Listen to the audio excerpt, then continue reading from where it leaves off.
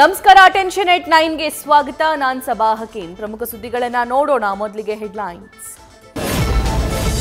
ಬೂದಿ ಮುಚ್ಚಿದ ಕೆಂಡದಂತಾಗಿರೋ ಕರಾವಳಿ. ಬೆಂಗಳೂರು ಮಂಗಳೂರು ಪ್ರಯಾಣಿಕರ ಸಂಖ್ಯೆಯಲ್ಲೂ ಇಳಿಕೆ.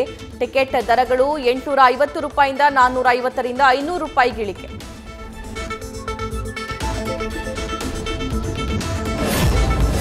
ಪಾಕಿಸ್ತಾನದ ಅತ್ಯಾಧುನಿಕ ಯುದ್ಧ ಟ್ಯಾಂಕರ್ ನೀಡಲು ಮುಂದಾದ ಚೈನಾ. ಎದುರಾಳಿಗೆ ನಿಖರ ಗುರಿ ಶೂಟಿಂಗ್ ಸಾಮರ್ಥ್ಯದ VT4 ಟ್ಯಾಂಕರ್ಸ್. ಕತ್ತಲೆಯಲ್ಲೂ ಟಾರ್ಗೆಟ್ ಮಾಡುವುದು ಇದರ ಸ್ಪೆಷಾಲಿಟಿ.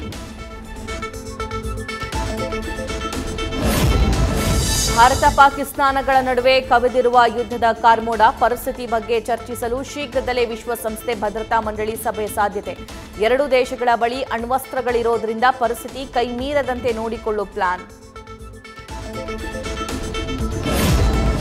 ತನ್ನ ರಕ್ಷಣೆಗಾಗಿ ಅಣ್ವಸ್ತ್ರದ ಫಸ್ಟ್ ಯೂಸ್ ನೀತಿ ಹೊಂದಿರುವ ಪಾಕಿಸ್ತಾನ ನೋ ಫಸ್ಟ್ ಯೂಸ್ NFUನಿಂದ ಅನುಸರಿಸ್ತಾ ಇರುವ ಭಾರತ. ಯುದ್ಧ ನಡೆದಿದೆಯಾದಲ್ಲಿ ನ್ಯೂಕ್ಲಿಯರ್ ವೆಪನ್ಗಳ ಬಳಕೆ ಬಗ್ಗೆ ಇವೆ ಹಲವು ನಿಬಂಧನೆ. ನ್ಯೂಸ್ ಫಸ್ಟ್ ನಿರ್ಭೀತಿಯಿಂದ ನಿಮ್ಮ ಪರವಾಗಿ.